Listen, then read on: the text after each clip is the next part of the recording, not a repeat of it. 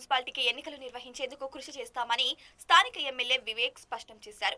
మందమరి మండలం బొక్కలగుట్ట గ్రామంలోని గాంధారి ఖిల్లాలోని మైసమ్మ అమ్మవారిని ఆయన దర్శించుకుని ప్రత్యేక పూజలు నిర్వహించారు. మొక్కులు చెల్లించుకున్నారు. ఏజెన్సీ చట్టం మున్సిపల్ ఎన్నికలకు అడ్డంకిగా మారాయని తెలిపారు.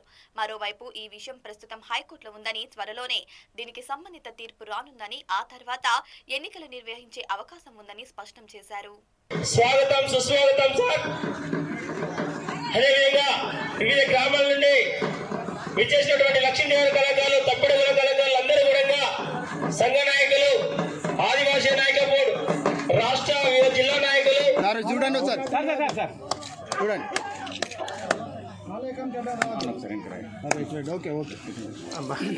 ఎస్సీలలో ఒక కమిషన్ వేసిందో, ఎస్సీలకు కూడా ఒక కమిషన్ వేసి ఈ రిప్రజెంటేషన్ చేసినప్పుడే ఆ కమిషన్ చేసి వాళ్ళు కూడా స్టడీ చేస్తారు.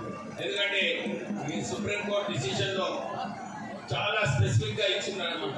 ఈ రిజర్వేషన్స్ ఎవరు ఎన్ని ఉద్యోగాలు వచ్చినాయి, ఎవరు ఎన్ని సీట్లు వచ్చినాయి, ఎవరికి రాష్ట్ర ప్రభుత్వం ద్వారా ఎన్ని నిధులు, ఎన్ని స్కీమ్స్ లాభం పొందినారో వీళ్ళన్నీ కూడా ఇవన్నీ ఇంపెరికల్ డాటా తీసి దీని తర్వాత ఎవరికైతే ఇంతకుముందు రిజర్వేషన్స్ తీసుకోలేదో వాళ్ళకు రిజర్వేషన్స్ ఇవ్వాలని చెప్పి సుప్రీంకోర్టు నిర్ణయం ఇచ్చింది. చేసి మీకు ఒక 5, 7, 8 గుంటాల 10 గుంటాల భూమి మనకు ఫస్ట్ నాయకులకు అలాట్మెంట్ చేసిన తర్వాత మనం వచ్చి మంచి ప్లాన్ చేసుకొని ఒక పనులు చేసుకోవడానికి, మనం చర్చలు పెట్టుకోవడానికి ఈ భవనం కట్టుకుంటే మన నాయకులకు అందరికీ కూడా లాభం వస్తుంది.